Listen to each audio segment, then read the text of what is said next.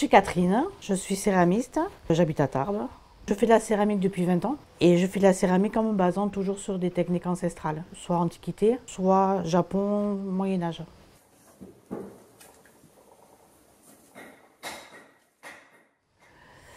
J'utilise du grès, un grès blanc, qui me permet après de mettre en valeur les techniques que j'utilise. Toutes mes pièces ont un passage au feu, passent par une cuisson dans un four bidon et après par un enfumage.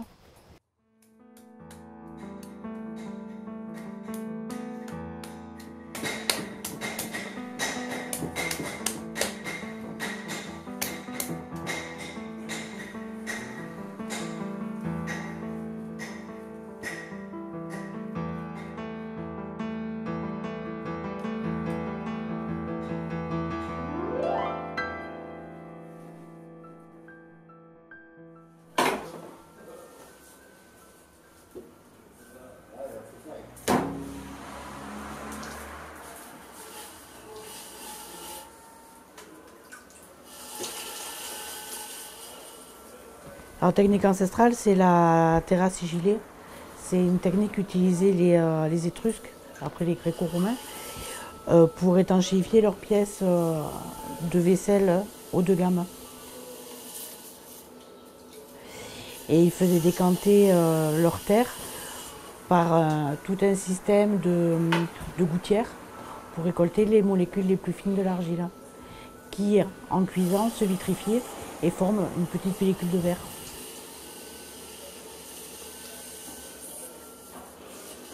La passation du savoir.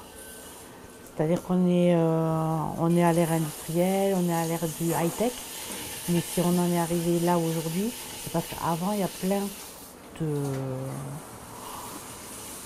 de personnes qui ont découvert des choses, qui les ont découvertes, qui les ont utilisées, qui les ont passées à d'autres personnes et qui sont arrivées jusqu'à maintenant.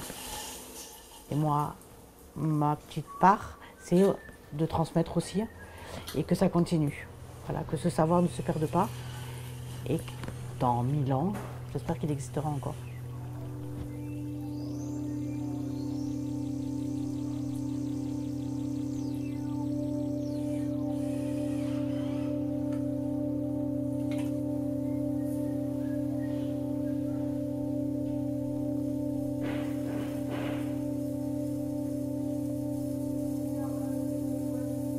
Et là, on entend quand c'est lisse, quand les grains ils sont rentrés. Et là, les grains ne sont pas rentrés.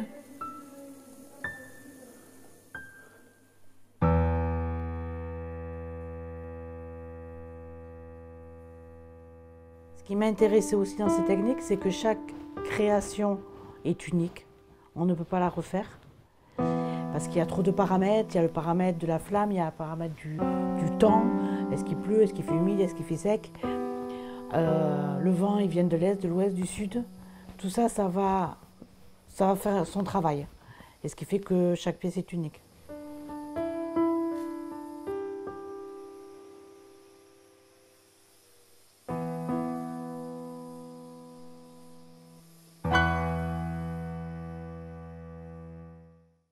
Et il n'y a pas d'attente. On n'attend rien. On est surpris, c'est tout. C'est essentiel parce qu'on n'est jamais déçu puisqu'on n'a pas d'attente. C'est toujours de l'expérimentation. Et puis plus on expérimente, plus on a envie d'expérimenter. Et puis voilà, c'est vraiment un cercle infini. Et voilà, puis se laisser porter par la terre. Par la terre, par le feu, par l'eau. C'est eux les maîtres.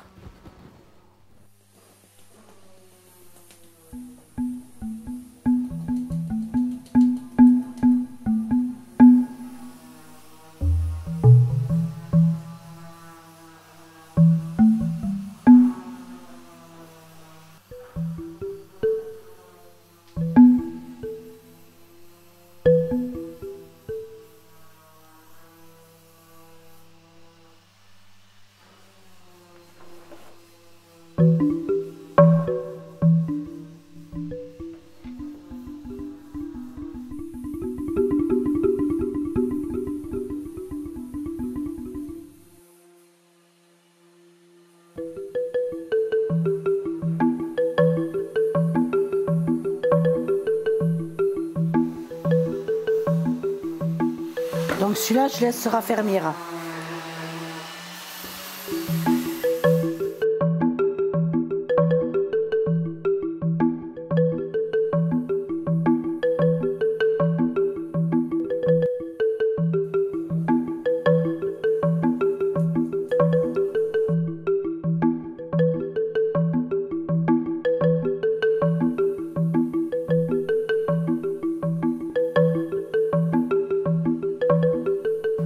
Et en creusant, les Japonais, ça leur permet de rentrer en méditation. Parce qu'il faut aller tout doucement, il faut vraiment faire corps avec la matière. Et on peut creuser, on peut mettre une journée pour creuser un pot comme ça. Il faut que ce soit parfait.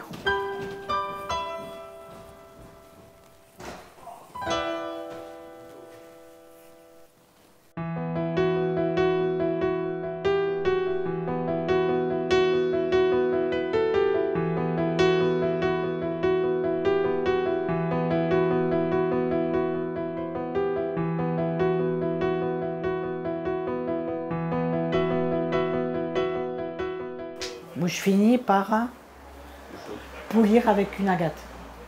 C'est quoi une agate? Une agate, c'est une pierre semi-précieuse et qui est très très lisse. Qui est lisse et qui a une dureté proche de 7. Le diamant, c'est 10. Le calcaire, ça doit être 1 ou pas loin. Et ça, c'est 7. Et où est-ce qu'on peut trouver une agate? Dans les magasins de pierre ou sur les marchés. D'accord. Mais quand on choisit une agate pour polir la terre, il faut la choisir les yeux fermés. C'est-à-dire, tu regardes les cailloux, nanana, tu as une forme qui te semble te convenir. Tu la prends, tu la mets dans tes mains, voir si elle est bien, tu l'as bien en main. Et après, tu fermes les yeux. Alors, tu passes pour un blaireau, mais c'est pas grave. Tu fermes les yeux parce qu'il ne faut pas qu'il y ait d'aspérité. D'accord. Et si tu regardes, c'est toujours pareil, ça fait... tu sens pas tout. Quand tu regardes quelque chose, tu sens pas aussi bien que si tu as les yeux fermés. Et donc, tu touches toutes les facettes. Il ne faut pas qu'il y ait du tout d'aspérité. Et là, tu sais que ton agate, elle est nickel. Elle est nickel. Et là, tu peux polir. Après, tu peux aussi polir avec une cuillère en plastique. Hein. C'est pas pareil. Hein. En termes de rendu, de sensation? En termes de sensation surtout. Et pour moi, une pièce, elle est belle si tu as eu plein de ressentis pendant sa fabrication. Ouais. Sinon, tu te fais un moule et puis tu fais tout pareil. Et puis...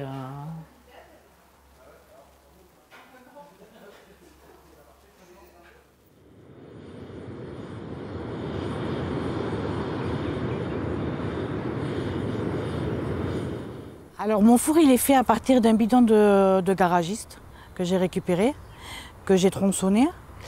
Et j'ai recouvert l'intérieur de fibres réfractaires, de façon à ce qu'il y ait une isolation. Et après, j'ai fait une plaque avec du ciment gris réfractaire et des briques que j'ai pilées. J'ai mélangé tout ça, j'ai fait un moule et voilà. Et ma plaque était faite. Ma plaque aussi, je l'ai striée de façon à ce que s'il y a de l'émail qui coule, il coule dans les stries et que je puisse sortir les pièces, qu'elles ne restent pas coulées sur la plaque. Une fois que j'ai fait ça, j'ai fait 2 ouvertures, 10 sur 10, de façon à ce que les gaz puissent s'échapper. De façon à ce qu'il n'y ait pas d'explosion. Voilà, le four est fait.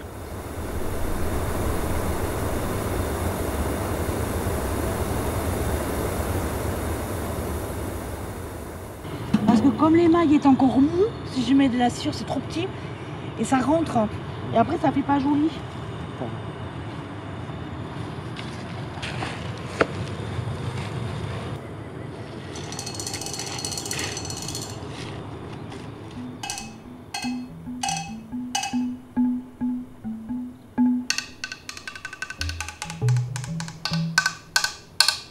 T'as vu comme ça brille?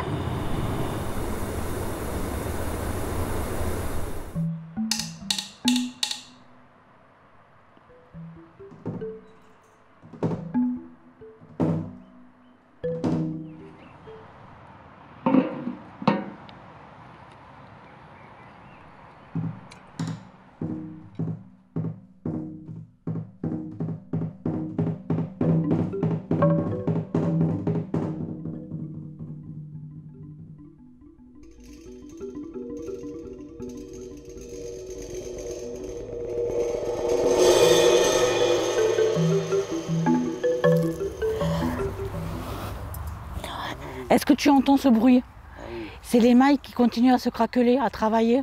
Tu l'entends? Ça papa touche. Là on l'entend.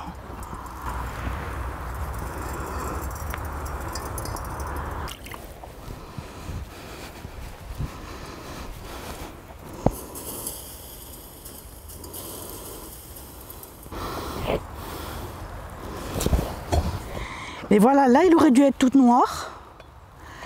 Eh bien il n'est pas tout noir, il a du blanc et il a du noir. Mais rien n'est jamais prévu d'avance. Et c'est ce que je trouve très très beau. Et je trouve que ça fait la pièce vivante. Puis la terre ne se gaspille pas. Ce qui est perdu à partir du moment, enfin, mettons une pièce se casse, Ouais. à partir du moment où elle n'est pas cuite, Ah oui.